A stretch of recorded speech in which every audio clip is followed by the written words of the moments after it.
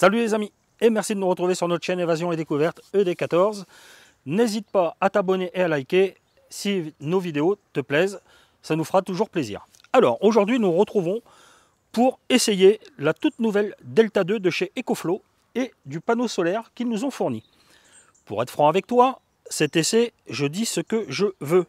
Je ne suis pas obligé de te dire que le produit est formidable et tu verras que j'ai 2-3 petits trucs qui ne me plaisent pas. Enfin bref, ils nous les ont donnés. On ne les a pas achetés, hein, et nous les garderons, ces produits. Allez, on est parti, on attaque le descriptif. La nouvelle Delta 2, la voici. Rien ne change au niveau esthétique, hein, de la gamme Delta.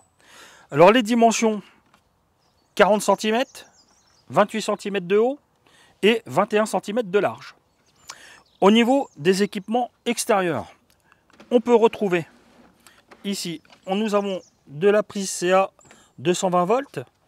Nous avons une prise ici allume-cigare. Voilà. Nous avons ici une prise allume-cigare, des prises jack. Nous avons ici de quoi fixer pour le rechargement. Toute cette partie-là, c'est juste le rechargement, hein, pour la batterie. Donc soit les panneaux solaires ou soit le cordon d'allume-cigare que vous branchez directement à la voiture. Ici, c'est la prise 220 qui vient. Et là, c'est un fusible de surtension à réalimenter si jamais la batterie se met en surcharge. De l'autre côté, nous retrouvons un tableau comme d'habitude de la gamme. Hein, donc là, on voit bien, la batterie est rechargée à 99%. Ici, nous avons ce qui rentre dans la batterie en charge et les sorties, les consommations qu'on aura. Ça, ce sont les jours ou les heures restants de l'autonomie de la batterie. Nous retrouvons différentes prises USB, hein, et notamment des recharges rapides. Un interrupteur marche-arrêt. Et sur le côté, là, on va pouvoir, si on veut avec cette Delta, on va pouvoir en plus remettre une batterie supplémentaire si vous trouvez qu'elle n'est pas assez puissante. Et pour ce faire, ici, nous avons les raccordements pour brancher la batterie. Vous la posez juste sur le dessus, on branche 2 cordons et c'est fait. Le poids, 12 kg. Elle fait 1024 Wh de puissance. Alors, si vous rajoutez la batterie supplémentaire, vous arriverez à 2048 Wh. Elle fait 1800 watts de puissance, jusqu'allant à une crête de 2400 watts. Alors, il faut savoir aussi que cette Delta 2, ce qui est très innovant sur cette machine, c'est qu'ils ont changé la batterie. Nous ne sommes plus sur une batterie lithium classique, nous sommes sur du LiFePO 4, une batterie lithium fer phosphate. Donc, ça a permis à cette batterie d'avoir 3000 cycles de rechargement, contrairement à une Delta classique qui a 800 cycles. Alors, quand on parle de 3000 cycles de rechargement, c'est des rechargements de 0 à 80%. Si ça ne veut pas dire à chaque fois que vous mettez votre batterie à recharger, ça compte pour un cycle complet. Ça ne veut pas dire qu'au bout de 3000 cycles, vous prenez la batterie, vous l'achetez. Non. Quand vous faites une recharge, par exemple, vous êtes à 20% et vous allez à 70%, ce n'est pas considéré comme un cycle complet. Voilà, je tenais à vous le préciser, car j'avais eu des questions comme ça quand nous avons fait la démonstration de la River. Donc je vous mets d'ailleurs le lien juste ici, vous pourrez retrouver cette vidéo. Donc comme ça au moins c'est clair. Au bout de 3000 cycles, je ne prends pas la batterie et je la jette. Non. Une surcharge de 2400 watts, cette batterie est équipée d'un X-Boost. Et elle est très sécurisée. Il ne risque pas d'y avoir de surcharge ou de surtension sur la batterie, car on a le petit fusible qui sautera. Vous aurez juste à appuyer dessus pour enclencher la batterie. Ce qui est fourni avec, au niveau des recharges, nous avons un cordon allume-cigare pour brancher sur la voiture. Nous avons une prise 220, hein, ça c'est une prise comme pour les ordinateurs, comme pour la River, c'est idem. Et puis on retrouve les petites fiches jack juste ici. Donc ça va vous permettre de recharger la batterie en différents modes. Cette batterie, vous pourrez très bien la recharger sur une prise allume-cigare voiture, comptez à peu près entre 4 et 5 heures de recharge. Si vous la rechargez sur le secteur 220, que la batterie est à 0, donc de 0 à 50%, elle mettra 50 minutes pour se recharger. Et de 0 à 100%, elle mettra 80 minutes pour se recharger. Donc c'est une recharge qu'ils appellent ça chez eux la Extreme. C'est une recharge rapide. Cette Delta 2 a aussi une liaison Bluetooth via le téléphone. C'est-à-dire, vous pouvez très bien, hop, viens voir là. Là, mon téléphone se connecte à ma batterie. Je vois ma Delta qui est juste ici. J'appuie sur le bouton. Voilà. Et tout de suite, sur mon téléphone, je vois qu'elle a 98 heures d'autonomie et 59 minutes. Et là, j'ai les entrées, les sorties de charge de la batterie. Ce qui permet, en fin de compte, au lieu d'avoir le nez collé sur la batterie, vous avez ça dans votre poche, vous regardez où vous en êtes en charge. Au niveau aussi de la garantie, cette batterie garantie 2 ans, vous pouvez avoir une extension de garantie de 5 ans. Alors, je ne sais pas à quel prix. Et aussi, chose importante, le prix. Cette batterie vaut 1199 €. Alors vous allez voir l'intérêt de cette batterie, je trouve, c'est que au niveau de la maison, elle est très bien. On peut se dépanner si on a une panne électrique. On a fait un essai avec un gros réfrigérateur que nous avons. Vous allez voir que c'est faisable. Et on va faire des petits tests d'appareillage divers et variés. Alors, le premier inconvénient, je trouve, sur cette batterie, tout de suite, bah, c'est quand j'ai voulu faire ma liaison Bluetooth avec mon téléphone, je trouve que c'est pas si simple que ça. Je suis obligé d'aller sur le site EcoFlow. Elle ne reconnaît pas, une fois que vous êtes enregistré, c'est bon, mais vous êtes obligé de vous enregistrer. Et seulement après, vous pouvez faire la liaison Wi-Fi par rapport à l'appareil. Ça ne le fait pas si vous n'enregistrez pas sur EcoFlow pour la liaison, en fin de compte. Donc je trouve que bon, la liaison, c'est pas hyper efficace leur truc. Ils pourraient améliorer ça. Qu'on ait une liaison directe qui reconnaisse tout de suite l'appareil, comme sur les différents appareils qu'on peut avoir à la maison, des enceintes Bluetooth, des choses comme ça. Alors tout de suite, pour une utilisation en extérieur, si vous en avez besoin en extérieur pour mettre une petite tronçonneuse électrique ou bricoler, enfin bon, brancher différentes choses, je vous recommande un panneau solaire qui va permettre de régulariser un petit peu vos dépenses de sortie que vous avez par rapport à l'utilisation de l'outillage que vous utilisez. Alors, ce panneau solaire, j'ai quelques trucs quand même à vous dire. Alors, on va voir ça, on va l'installer tout de suite. Donc il est ici, c'est emballé dans un petit carton comme ça craint rien, c'est bien emballé, voilà. Dedans, on trouve une petite boîte où nous avons les rallonges du panneau solaire. Donc là, c'est une rallonge de 3 mètres de long. Hop, voilà. Donc on peut retrouver ici des prises MC4. Le panneau solaire que nous avons, il fait 160 watts. Cette batterie, elle accepte en panneau solaire jusqu'à une puissance de 500 watts. Alors vous pouvez très bien aussi cumuler la puissance de vos panneaux.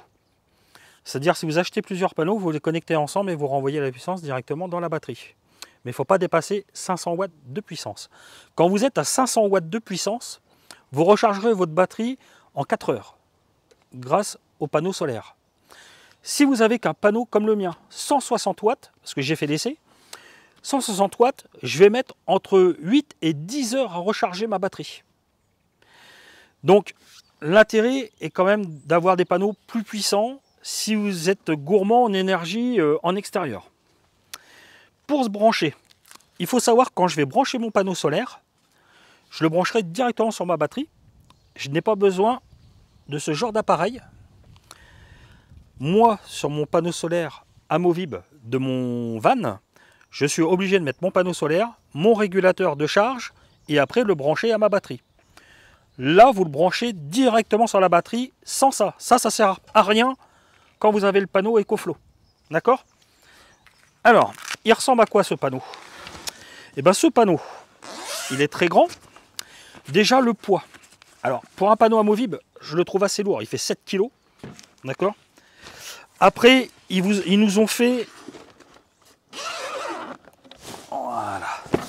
Ils ont fait quelque chose comme ça, où normalement, la coque là, elle vous sert en même temps de support pour mettre le panneau. Alors je vais vous faire voir.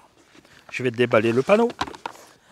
Voilà. Donc là, je sors les petits sachets de protection. Voilà. Donc on retrouve encore aussi les prises MC4 ici. Hein. Alors sur ce panneau, logiquement, je fais ça, je le déplie. Vous voyez, c'est tout neuf. J'avais remis la petite housse de protection quand même. je le déplie et logiquement, tu devrais mettre ton panneau comme ça. Et la coque qu'il y a derrière devrait faire un support. Bon, sincèrement, ça, poubelle, c'est à chier. C'est vraiment nul leur truc. Moi, sur mon panneau solaire amovible que j'ai directement des trépieds insérés derrière le panneau. Quand je le pose au sol, mon panneau, il bouge pas. Là, du coup, le panneau, tu es obligé d'avoir un support derrière pour le poser. Et ne pas hésiter à fixer avec des sardines, car dès qu'il y a un petit coup de vent, forcément, tu peux retrouver ton panneau. Moi, c'est ce qui m'est arrivé. Je l'avais mis le long d'un mur, il y a eu un coup de vent, je suis revenu, le panneau était couché par terre. Donc, sincèrement, avec des petits trépieds derrière, il serait fantastique, ce panneau. Au niveau des performances, il n'y a rien à dire, c'est un 160 watts, voilà. Donc, c'est le seul truc qui est amélioré. Donc, je vais installer forcément mon panneau, mais je vais le mettre en appui sur le pare-choc du véhicule. Pour brancher le panneau, tu vas voir, c'est pas compliqué. Alors, sur le panneau, ici, tu retrouves une prise MC4 avec le plus, et tu vois, de toute façon, tu ne peux pas intervertir. Je ne pourrais pas le brancher avec le moins. Tu vois, ça ne se connecte pas ensemble. Donc, tu ne peux pas te tromper. De toute façon, le rouge, c'est le plus. Tu as juste ça à faire. Voilà, ça a cliqué. Et là, pareil. Je prends le moins et je le branche. Voilà, c'est branché. Une fois que j'ai fait ça, je vais derrière ma batterie. Maintenant, j'ai cette prise-là qui est au bout de mon câblage. Je m'en vais derrière ma batterie, où j'ai déjà toutes mes prises. Ici, c'est la zone de rechargement. Donc là, je vais besoin de recharger sur un panneau solaire. Je peux pas inverser ça, hein. C'est pas possible.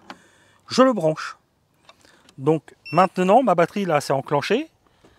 Elle a vu qu'il y avait quelque chose qui se chargeait. Alors comme j'ai mon téléphone, je ne suis pas obligé de retourner ma batterie pour voir ce qui se passe en fin de compte. Alors, je me connecte sur le téléphone. Voilà. Donc là, il est en train de se connecter. Alors, il faut savoir que je n'ai pas de soleil aujourd'hui, comme on peut le voir. Alors, mon panneau, il me dit quoi? Ben, il me dit que comme je suis en nuage, j'ai pas de soleil, j'ai rien du tout, j'ai pas de charge qui rentre. Tu vois, il n'y a aucune charge qui rentre. Sortie, entrée, j'ai rien. J'ai rien du tout. Là, mon panneau, il ne produit pas. Alors que normalement, je suis sur un panneau photovoltaïque. Panneau photovoltaïque, même s'il y a du nuage, normalement, on doit pouvoir produire de l'électricité. Donc là, vous voyez, un temps comme ça, un temps nuageux, comptez pas sur votre panneau.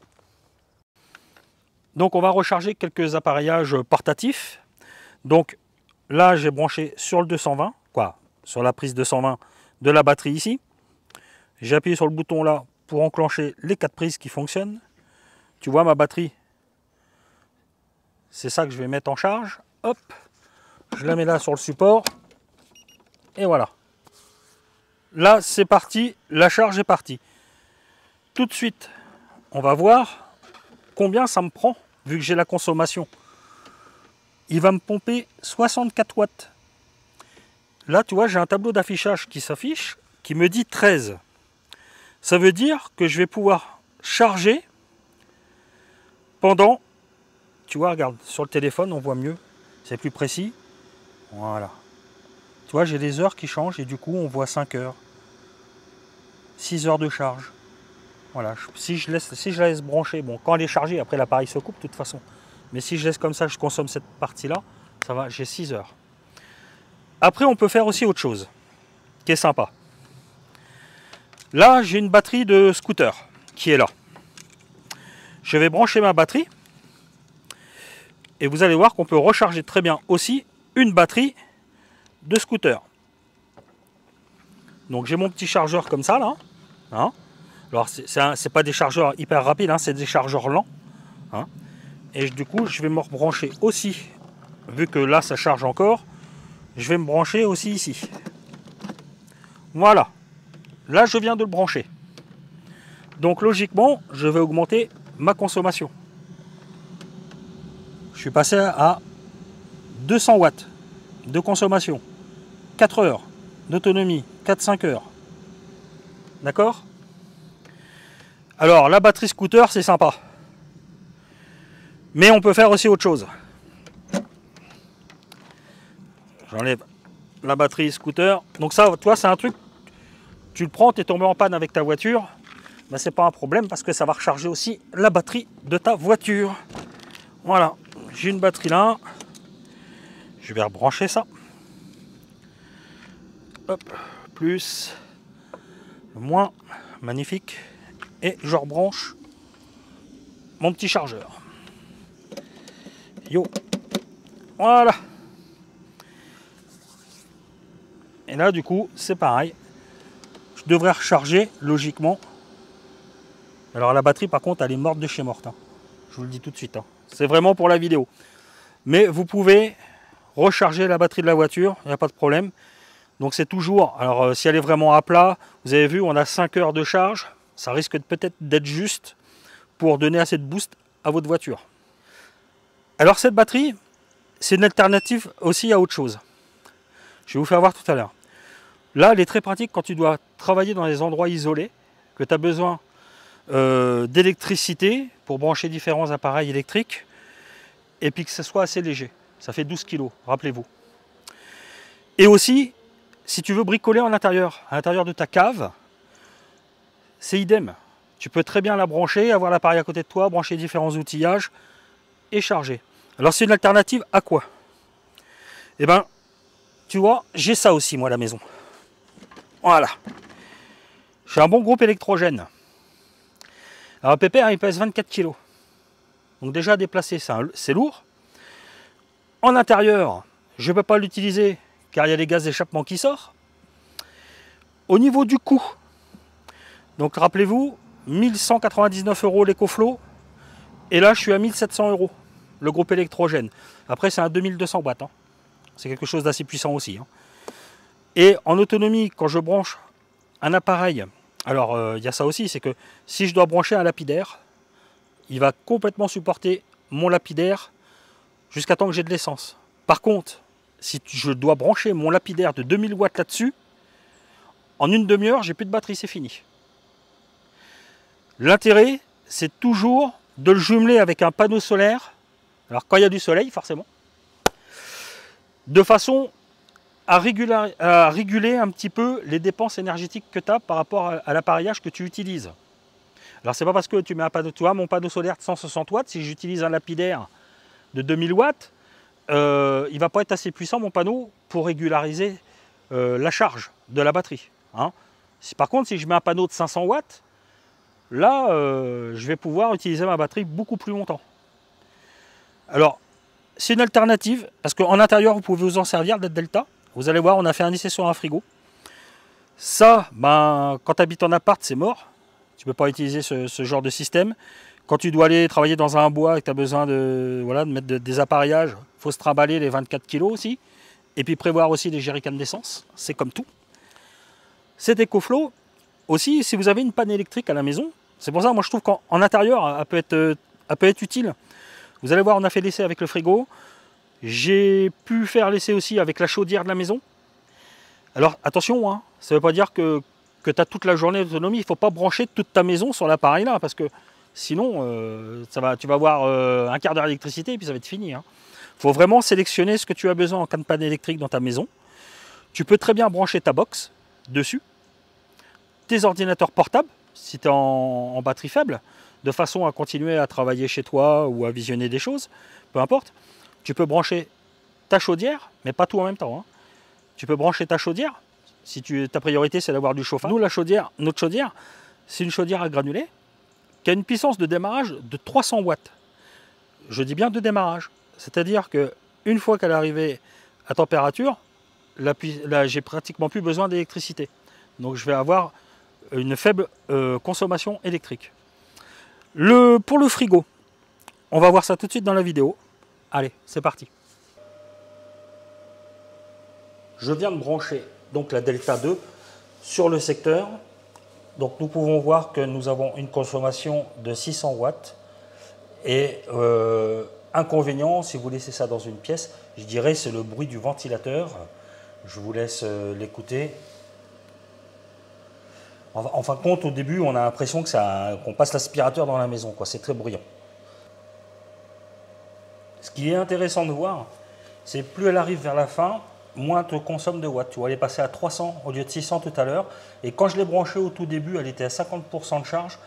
Elle me consommait 1200 watts au tout début. Et les ventilos tournaient beaucoup plus fort que ça. Le frigo que je vais brancher est un grand frigo, hein, c'est une armoire frigo, avec 2 tiroirs congélateurs en bas. Donc les caractéristiques techniques, pardon, je ne les ai pas. Donc on va voir surtout combien de temps je vais pouvoir garder mon frigo branché sur la batterie Delta 2.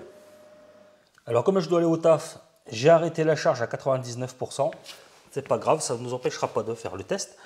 Donc je vais pouvoir brancher mon frigo juste derrière. J'ai débranché, ça c'est la prise de mon frigo. Hop, je l'ai branché. Maintenant, j'appuie sur le petit bouton là pour l'activer. Voilà. Et là, logiquement, le frigo, quand il va s'enclencher, on pourra voir combien de temps on va consommer et surtout la durée. Je vais m'absenter pendant 4 heures et je vais voir au bout de 4 heures combien il va me rester en énergie. Cela fait 4 heures maintenant que la batterie a été branchée sur le frigo congélateur et on peut s'apercevoir que j'ai consommé 22% de la batterie, hein, donc en 4 heures, pile poil. Là, vous voyez, le frigo il tourne, on peut même voir qu'il consomme 176 watts. Le bilan avec cet essai du frigo. Donc nous avons bien vu 22% de consommation qu'a pris mon frigo sur ma batterie. Donc sachant que le frigo ne tourne pas non plus en permanence. Sur les 4 heures, il s'enclenche quand il a perdu un peu de froid. Donc il régule la température à l'intérieur. Il faut savoir aussi qu'un frigo, à partir du moment qu'il est débranché ou qu'il y a une coupure électrique, garde le froid. Vous n'allez pas perdre tout de suite vos aliments à l'intérieur. À partir du moment où vous n'ouvrez pas les portes, votre frigo, plus ou moins celui-là, a 24 heures d'autonomie à l'intérieur à partir du moment où je n'ouvre pas un compartiment du frigo. Donc tout ce que j'aurai dedans en 24 heures ne sera pas perdu. Pour en revenir à la batterie, du coup 22% de consommation, ça fait que je vais pouvoir brancher mon frigo sur ma batterie pendant 16 heures. Au-delà de 16 heures, ça sera rideau. Voilà, mon frigo, il ne fonctionnera plus. J'aurai plus d'électricité dans ma batterie. Alors si jamais vous devez brancher aussi un radiateur électrique sur cette batterie, alors il faut savoir que si vous branchez un radiateur de 2000 watts, c'est pas le problème. Elle va fournir l'électricité. Mais en une demi-heure, vous n'avez plus de batterie. C'est fini. Hein, c'est-à-dire que votre radiateur aura bouffé toute la batterie. Vous voulez mettre des plaques de cuisson à induction, et si elles font plus de 2000 watts, c'est pareil, hein, c'est juste une demi-heure de cuisson. Hein. Après, il n'y a plus de charge. Là, vraiment, le paramètre, hein, moi je vous conseille de l'utiliser comme ça, vraiment. Si vous l'utilisez en extérieur, faut le coupler à un panneau solaire assez puissant. Alors, bilan de cet essai de cette batterie. Alors pour moi, il y a deux petits inconvénients. C'est un, la connexion Bluetooth, qui n'est pas forcément très simple. Et deux, c'est comme je vous ai fait voir tout à l'heure, c'est le bruit de la machine quand elle est branchée sur le 220 quand elle recharge. Elle recharge à 1200 watts. Et sincèrement, les ventilos, là, tu as l'impression qu'on passe aspirateur dans la maison. Alors pour moi, c'est l'un des défauts de cette batterie. Sinon, c'est vrai qu'au niveau puissance, il n'y a rien à dire. Longévité aussi, hein, 3000 cycles de recharge. Donc c'est pas rien non plus. Le prix, 1199 €. Une notice en français. C'est parce que bon, c'est un produit chinois, mais la notice est en français quand même. Le panneau solaire, 160 watts, 399 €. L'inconvénient, voilà, il n'y a pas de support derrière. C'est ce qu'ils vous vendent en type support, ce qui est accompagné avec, c'est pas du tout terrible, je trouve. Donc sincèrement, c'est l'inconvénient, il faut toujours quelque chose, un bon support, faire attention qu'il n'y ait pas trop de vent pour pas que votre panneau se couche. L'avantage, c'est que on peut le raccorder directement à la batterie sans régulateur de charge. Et nous pouvons aussi jumeler plusieurs panneaux ensemble, jusqu'à une puissance de 500 watts. Voilà les amis pour cette vidéo de présentation de la nouvelle Delta 2. Et merci à EcoFlow de nous avoir donné la Delta et le panneau solaire. Alors rien ne vous oblige de l'acheter. Rappelez-vous, nous ne touchons pas de commission sur les ventes. Que vous l'achetez ou pas, pour nous, ça ne change rien. Je vous ai détaillé le produit tel que nous, on le ressentait.